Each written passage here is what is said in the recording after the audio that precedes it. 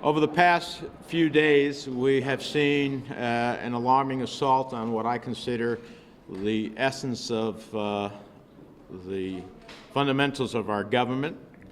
The country has now seen a glimpse of the president's conduct with a foreign leader, and the takeaway is pretty stunning.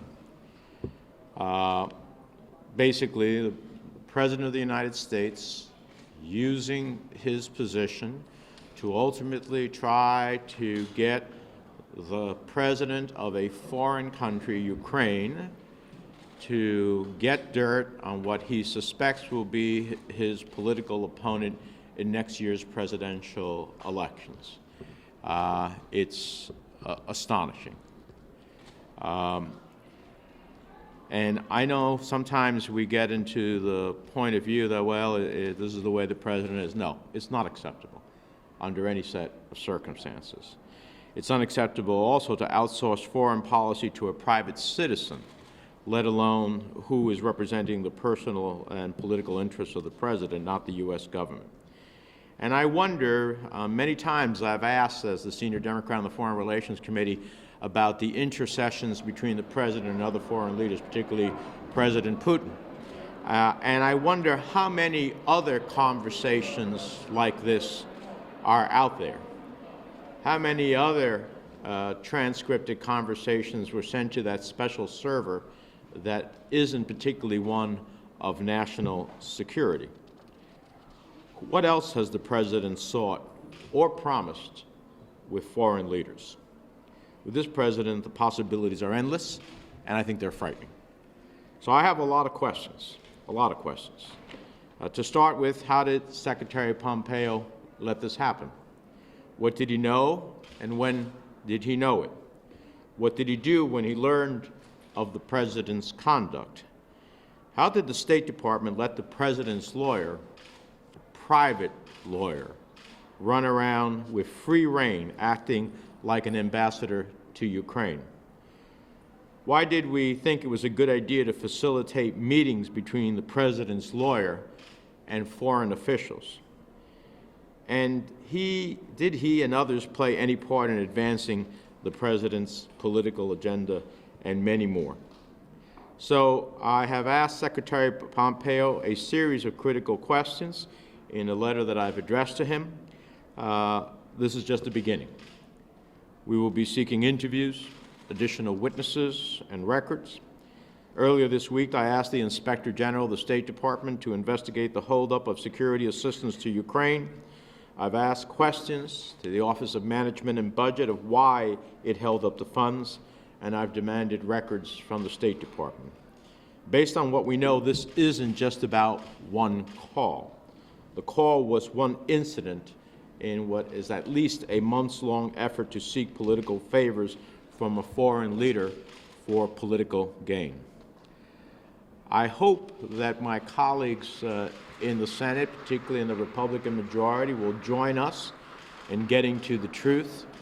It's a time to be a patriot over a partisan. I've called for hearings. I hope that the chairman of the Senate Foreign Relations Committee will heed my call. We have work to do, and the administration's stonewalling isn't going to cut it.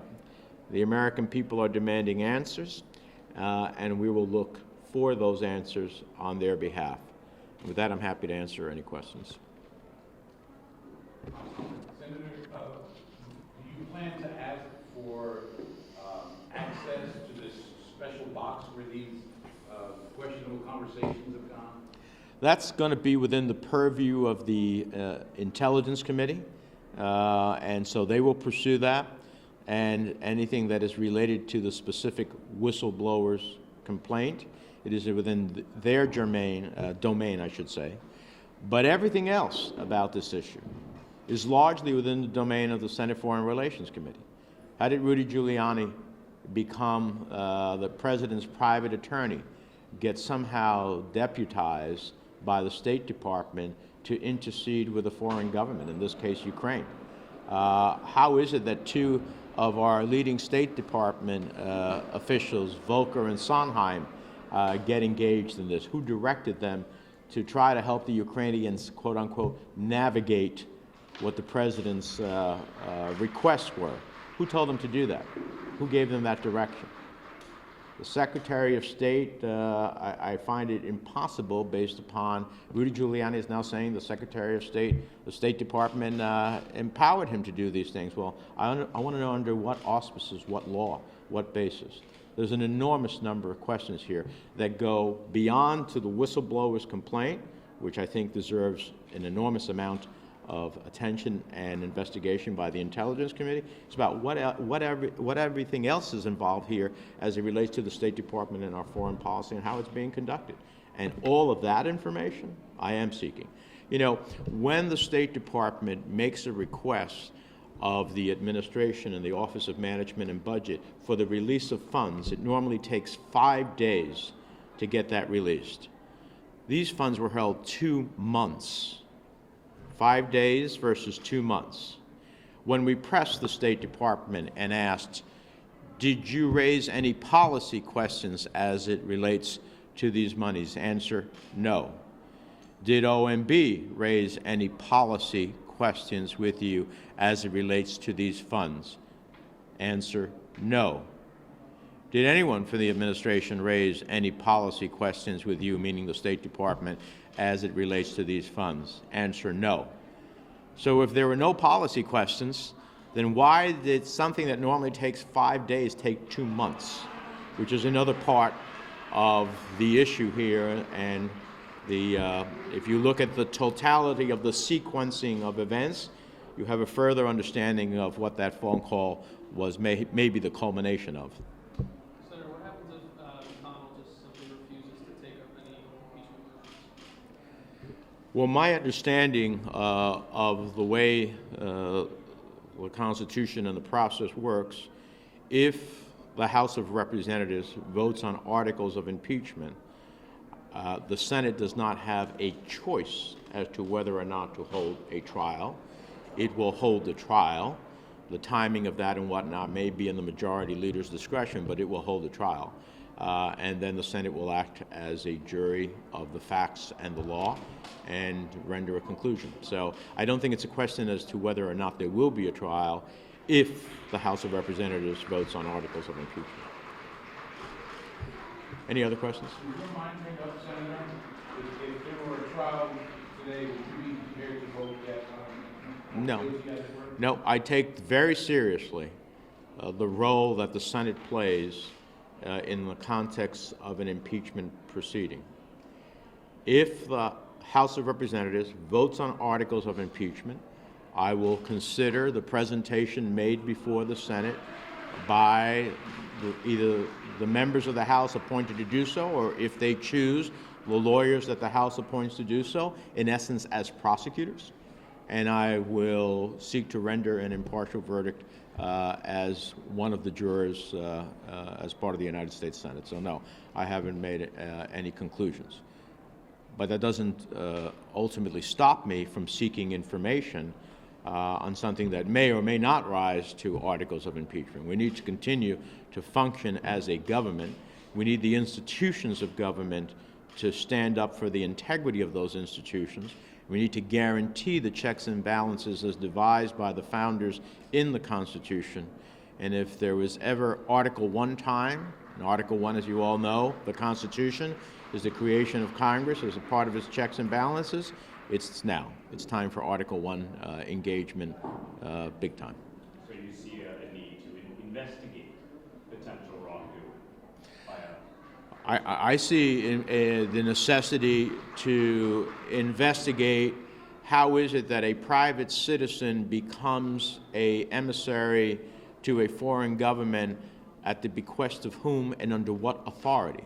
I think it is important to investigate what appears to be the perversion of the State Department's role in terms of U.S. foreign policy.